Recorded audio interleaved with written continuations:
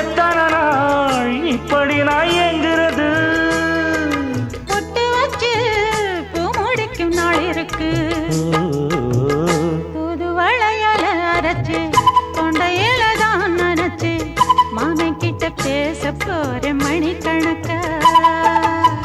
தூண்டாமணி விளக்கு தூண்டி விட்டு எரிய வச்சு ஓ முகத்தை பார்க்க போற நாள் கணக்கா.